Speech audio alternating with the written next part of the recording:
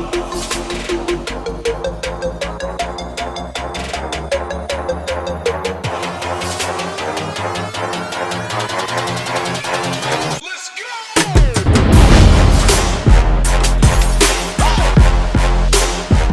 is going on, and welcome back to the Power of Progression. I have an amazing guest for you guys, something that I think you guys are going to be able to take the content and really start implementing right away.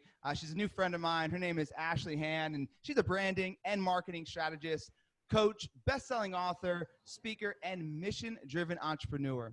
Her mission is to support as many leaders and heart-centered entrepreneurs as possible in playing their biggest game so they can create a huge impact and a lasting ripple effect on this world. So Ashley first entered the online space in 2012 as a marketing director for an ABC Shark Tank company, helping them with 500% growth within the first year and becoming the #1 fastest growing private company in San Diego. She also owns her own branding and consulting company, which is an online marketing agency that is geared to help brands amplify and monetize their web presence so they can make more money and more impact. She's also written a bestseller, and it's called Magnetic Confidence: Attract the Results, Relationships, and Life You Want. But from afar, it seemed great. But she had to overcome deep and severe anxiety, frequent suicidal thoughts, and hating herself. But she's a fighter, and she fought through it all because she wants to be able to spread her message to the masses. And she is here to go ahead and spread her message and show you how to gain confidence and build a brand and a life that you're proud of. Ashley, what is going on? Oh my gosh, that was so amazing. Thank you, John. You're the best. Oh, it's my pleasure. My pleasure. So just give everybody a little context. Ashley and I just got off our podcast I did on her episode or on her show.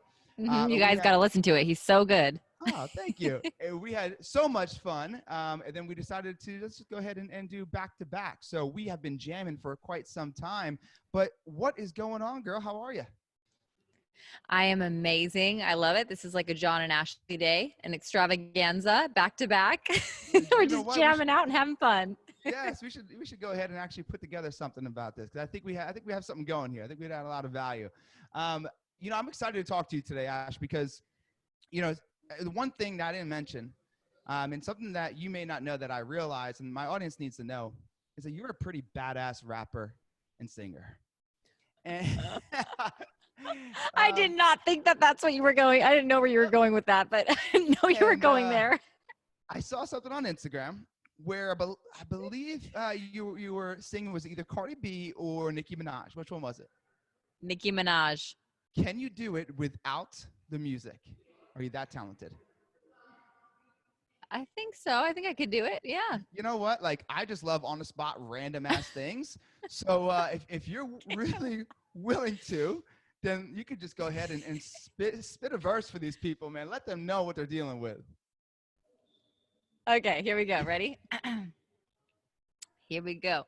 Pull up in the monster automobile gangsta with a bad bitch that came from Sri Lanka. Yeah, I'm in that Tonka, color of Willy Wonka. You could be the king, now watch the queen. Okay, first things first, I'll eat your brains. Then I'ma start rocking gold teeth and fangs, cause that's what a motherfucking monster do. Hairdresser from Milan, that's what monster do. Monster Giuseppe Hill is a monster shoe. Young Money is a roster and a monster crew. And I'm all up in the bank with a funny face. And if I'm fake, I ain't noticed cause my money ain't. So let me get this straight. Wait, I'm the rookie, but my features in my shows 10 times you pay. 50K for a verse, no album out. Yeah, my Barbie's so tall that my Barbie gotta climb it. Hotter than a Middle Eastern climate. Find it. 20 in my Taranda, wine it. Nikki on the pitters will assign it. While he's so one-track minded, but really, I don't give a F. UCK, forget Barbie, fuck Nikki, she's fake. I'm on a diet, but my pockets eating cheesecake. And I'll say, boy, the Chucky's child's play just killed another career. It's a mild day. Besides, they can't stand besides me. I think me, you, and you, Nicki Minaj Friday. Pink wig, thick ass, give him whiplash. I think big, get cash, make him blink fast. Now look at what you just saw. This is what you just saw. Rah! I'm a motherfucking monster. Yeah. Yes. Literally people in here are like. Yes. I am so happy that you didn't just give me like 5 bars. Like you just kept going. I gave And you all the bars. You can well, just choose what bars you you want to know keep. what? I gave them all to you. That is all we have for today, guys. It's a wrap here with Power Progression. Bye-bye. That was See ya. awesome. Bye. Yes. And It is a wrap. Literally, it's a wrap. it is a wrap without the W. So let me start there real quick because we need to dive into some value and everything. But I'm curious, where did that come from? Like were you just like, are you good at just remembering lyrics and rapping them? Did you have a career in another world? What happened? Career in another world. So in my past life, I believe that I was a rapper in my past life.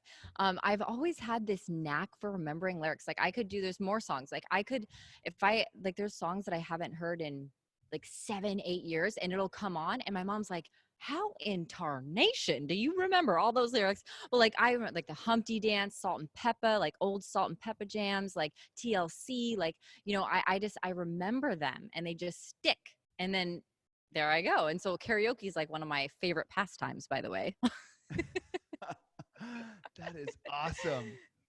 Yeah. I just think that's phenomenal because what I want to dive into, which was, you had severe anxiety, right? Like social anxiety. And that comes with a lot of fear of being judged. But yet what you just did showed an extreme amount of courage of just saying, I don't have a beat. I could just mess this all up. I'm just going to go for it. Let's go back to when you had anxiety, and really severe anxiety and social anxiety. Where did that come from? What age were you? And what were some of the things you did to overcome it? Mm-hmm.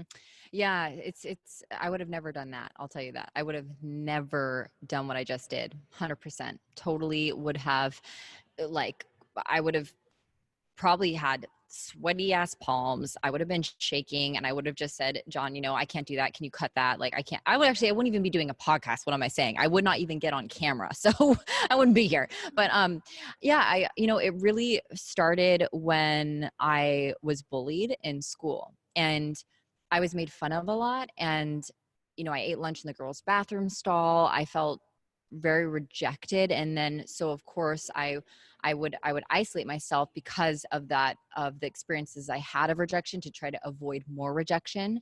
So, I was, I was a sad, like scared little girl, to be honest. And that carried throughout the rest of my life through high school, through college, through my early 20s when I first moved to San Diego. I mean, I used to have this story. I call it story because we all tell ourselves stories. And the story I used to tell myself was, no, I'm meant for behind the scenes. Like I'm a bad public speaker was another story. I had these stories that were of course crippling me because they were reinstating and reconfirming my fears. Right. So I was a bad public speaker. I would go up. I remember I couldn't even do my senior presentation because I was shaking so bad. I couldn't read the note card because my hand was shaking so hard. And my teammate had to do my part of the presentation for me because I literally couldn't get the words. I'm like, and everyone in the audience had their hands over their mouths and just every single person was like this. Like just it went through they felt my energy. So that's where I was. And it wasn't until I confronted where these limiting beliefs came from, right, where the source of these beliefs were, and then also what the beliefs were and how they were sabotaging my life and what they were truly costing me in my life, which was ultimately my happiness. So yeah, I was in a totally different place than I am now. And at what age did this start? Well, I must have been, right around 7 years old probably younger, probably like 6 years old when I experienced my first like really painful rejection experience. Yeah. That actually, it pains me because nowadays, bullying's at another level, right? And I have a daughter, she's going to be 3 in May, and I just get so fearful of some things like that. Did you come to your parents and let them know? Did you hide it? Because they had no idea. And that's the scary part, I think, right? Because people who have kids and then not even kids, I mean, you hid it for years, correct? Yeah, when I started talking about this, my mom's like, "No, you didn't." Like, I used to, for example, I used to cut myself, and my mom's like, "No, you didn't. I would have noticed. I would have noticed." So I could tell it was paining her because she was like, "How on earth?" Like, she wouldn't believe it because she's like, "No, no, no, I would have seen that. Like, I'm a good mom, you know." And I'm like, "Mom, you're a great mom. I was just really good at hiding it from you, you know." That's So yeah. okay. So you're younger. You have all these years of just masking this and wearing different masks, and as a lot of us adults Mm, do still. I mean, and you talked about limited beliefs, and my audience has heard a lot about how to overcome them. What are some of your tips and tricks on truly how to figure out what are some of your limiting beliefs, and how do you approach them, because it's scary, right? It's legit the biggest thing that is mm, holding you back is the story that you tell yourself, as you said. So mhm. what did you do, or what can the audience do, like right now, if they're like, I want to, but I'm scared, like nobody knows how scared I am, and I have this thought in my head. How do you approach that? How do you attack that to really push through and get over it? Well, if the issue is fear, so there's a couple things. So if the issue is fear that like you are scared to face the demons, you're scared to take the skeletons out of the closet type of situation, the best thing, and I actually have this process in my book, and it's a super simple process. You can take yourself through it, or you can have it has to be if you have someone else take you through this, it's actually really powerful. You just need to make sure that that person is someone you feel very safe with and someone that you trust. Okay, because it's very intimate. But you can't do it yourself. So what you do is you're acknowledging that you're scared. So I'm scared of I'm scared. I'm scared. So you ask yourself, okay, what am I scared of? Why am I scared? So you start answering these questions, and every time that you answer, like I'm scared that I'm gonna feel like it's gonna hurt and I'm gonna feel sad. Okay, then what? So what?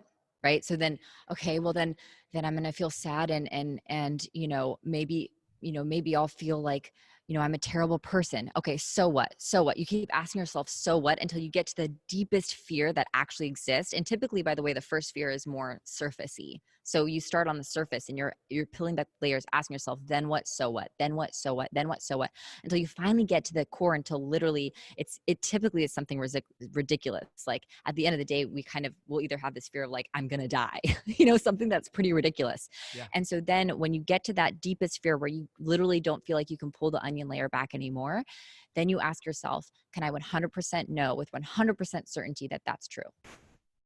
And so right then and there, you're interrupting this fear and you're saying, well, of course the answer is going to be no. No, I don't know that I'm going to die. No, I don't know that I'm going to feel that I'm going to be a terrible person. I don't know that whatever the fear is, right? Because fear is false evidence appearing real. That's what fear is. So we interrupt it by asking that question. Can I 100%, like with 100% certainty, know that that's true?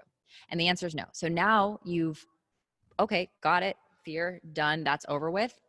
Now when you go in, I have a step-by-step process for that. And I want to say though, another thing that I see people is that they don't really know. They feel like, well, I don't know what my fear is. I don't know what my limiting belief is, right? They're like not clear on that. So they wouldn't be able to start there. Does that Yep. make sense?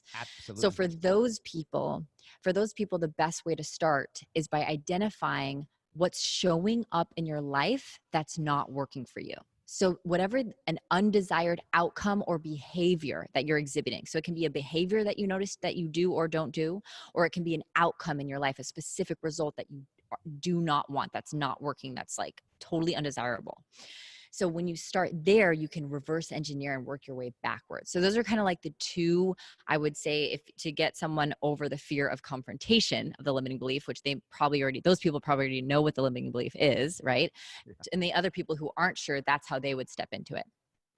Amazing. You better be taking notes, guys, because like just those two tactics in itself, it really can reveal so much greatness that's in front of you. Because that limited belief, it's almost like this fog, right? Like it's like this spot, and it just keeps, every time you want to step out into that greatness and do something, that limited belief hits you.